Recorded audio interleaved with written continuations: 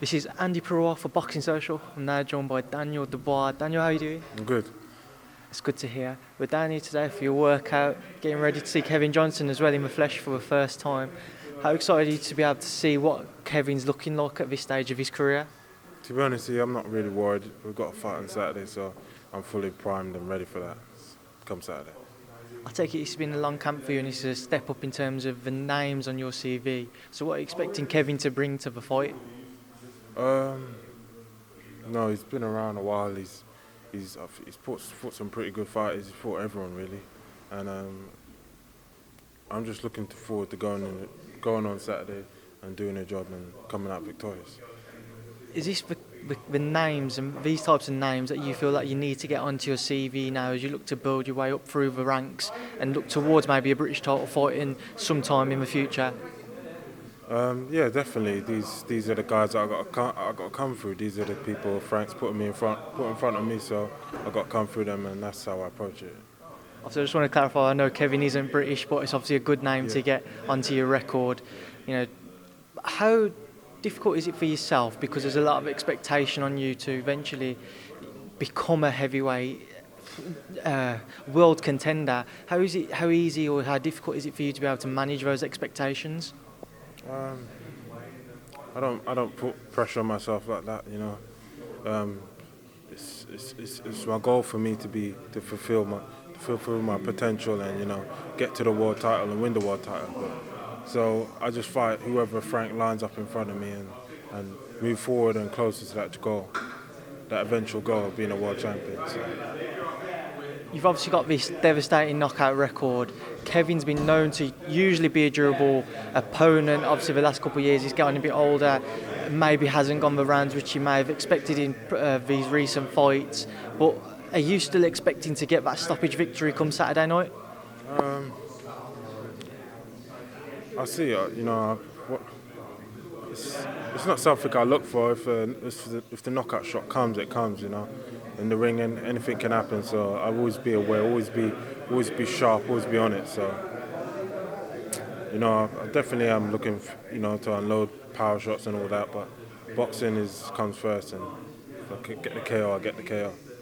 You just mentioned that power. You have got a lot of power back behind your hands. So how tempting can it be when you get in the ring and when you can maybe feel yourself getting on top of your opponent just to let your hands go and maybe just fall into little traps here and there? How easy is it to manage that little bit of maybe complacency that could creep in when you get on top of your opponents and try not to let your power that you know that you've got take over from the rest of your time in the ring?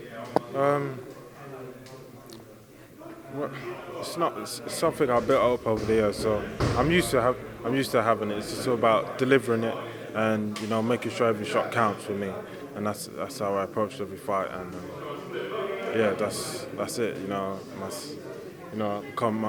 I come from a family of boxing, so my sister, she's flown out to the Youth Olympics yesterday, and you know, she's a good boxer. My brother's a good boxer. And you know, we all have power in our hands, but boxing comes first for me. You know, I was brought up for the amateur system, amateur boxing, you know, boxing like long range, middle range. I cover everything, so I won't have a problem.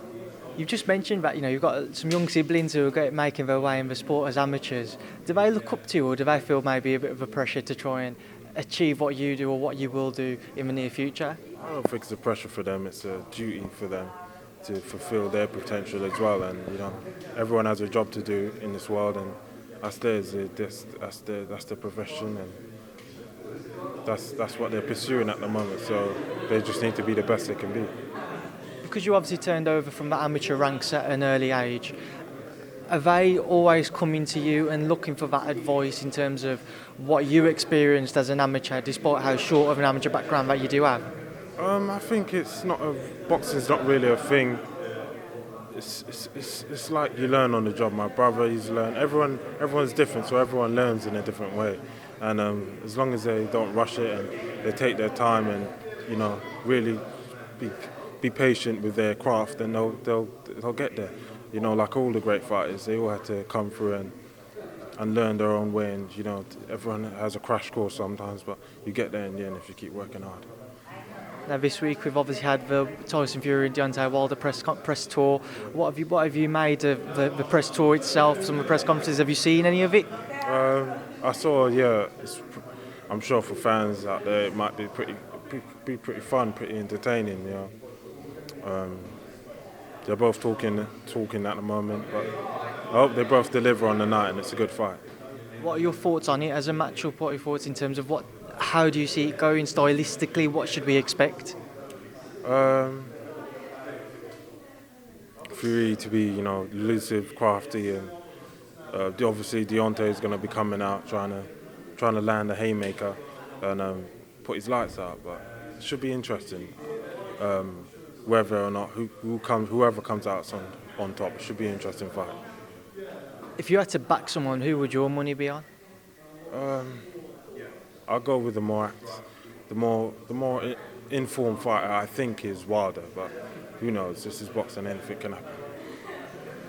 They're obviously two very loud characters. They've got very big personalities. Whereas you yourself, you're quite quiet. You keep to yourself, and you just go about your business, and you don't tend to let outside circumstances interfere with your boxing career. So when you see the differences between them guys and then yourself, how come you haven't maybe gone down that road or bought into any of the expectation building around yourself? It's just too much. Unless it's your character, it's too much to put on board. Really, I have to be myself, and at the end of the day, being the best me I can be, beats anybody, and that's how I feel. Just a couple of weeks ago as well, we saw Anthony Joshua defend his world titles against Alexander Povetkin. What were your thoughts on that fight? Good fight. It was a good finish from AJ, but obviously Povetkin put up a good effort, and he definitely was entertaining up until the end. You obviously done some sparring with Povetkin. What did you learn from that, and did you actually feel going into the fight Povetkin had a better chance than what maybe some gave him? I knew he was going to be tough for AJ and for anyone, any fighter out there. You're not going to go in there and blow him over. He's no fool. He knows what he's doing in the ring. So, yeah, AJ cut him down and got the job done. Well, Daniel, I know you've got a lot of people waiting to speak to you, so thank you for speaking to Boxing Social. No problem.